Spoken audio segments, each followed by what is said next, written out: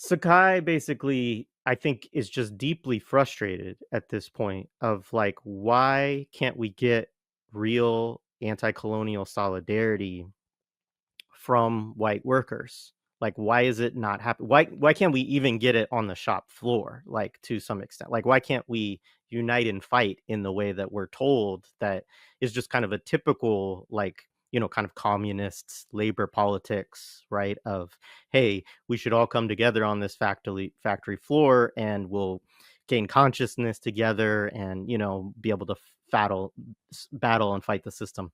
So there's that frustration, and he claims that he wanted to go back and find the origins of it.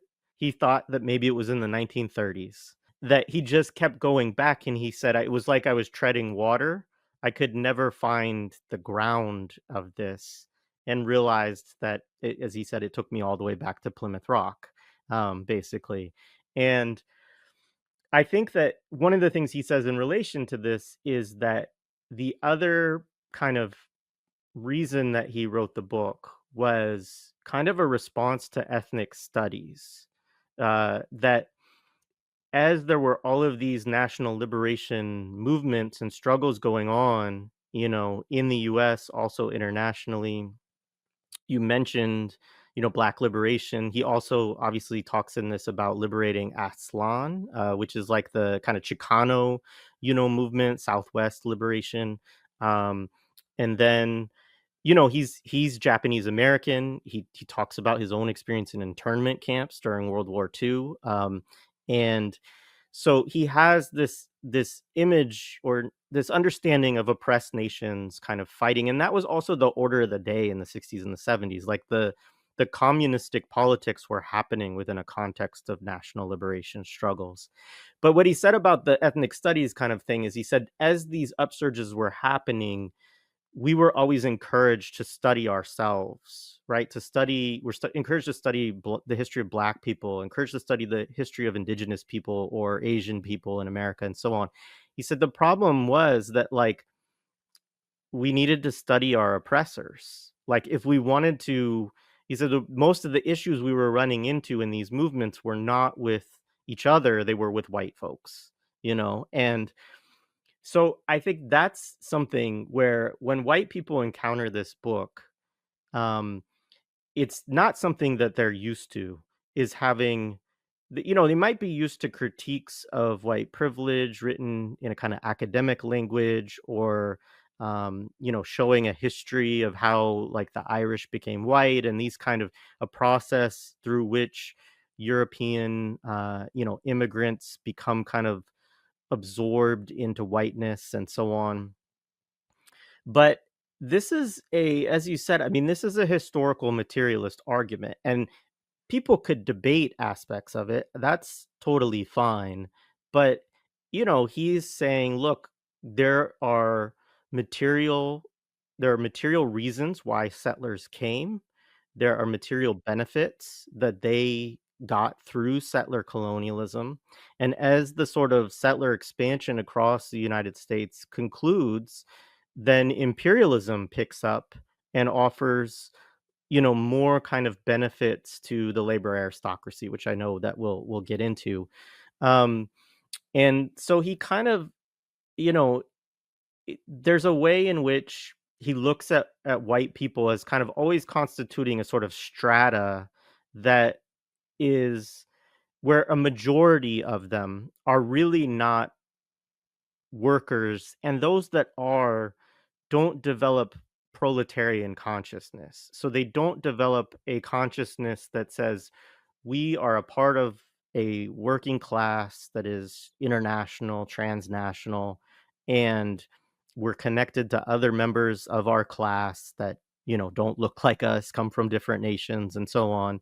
And we should all fight alongside them, or also fight for their liberation, right? They tend to sell people of color out or participate in outright reactionary politics, whether that's the Klan or settler militias and all these other things, right? And I think maybe the most difficult part of the book is, we'll get to this, I'm sure, later, but the transition from that period of like where it's clear kind of settler colonialism, settler expansion to imperialism, and then, how and to a point where there is a large, really industrial working class of European people, right? And how he kind of deals with that. Um, but nonetheless, I think the controversy or the hype often comes from people who maybe read the first chapter or 2 and decide, like, "I really don't like this book, and I don't like where it's going because it's making me feel very uncomfortable." I think it is. Yeah, I feel attacked. Um, and there are places both towards as the moves through the book, but also in other interviews he's done where he is quite explicit, like, "Look, I don't think that white people can't be revolutionary, like, on an individual basis, or even that it's not possible for a working class or proletarian consciousness to emerge from groups of white people or a class of white people. It just hasn't happened, right?" And so that, especially that latter point, that the kind of class consciousness proletarian development thing. And so he's like, I want to look through all the examples of history of trying to do that and where they have fallen short, or what are some of the issues that prevented that from really becoming truly revolutionary in its character. And I think on my opinion, is it does a pretty good job of that. Like, people can debate certain aspects of it, and having revolution within the heart of empire is certainly a very difficult thing to do. So, maybe I'd give a little bit more. Um, I look to a lot of those movements for inspiration in different ways, is what I would say, probably. And so maybe that's one of the things people don't like about it, is that it has a critical lens kind of throughout, especially towards predominantly white socialist, communist, anarchist politics. Um, so that's, I think, something that, you know, for instance, one thing we could say is, like, it's a scathing critique of the CPUSA, which, people might, if you are in CPUSA or an organization that has, come out of that history, that looks to the CPUSA as like, this is our revolutionary inspiration.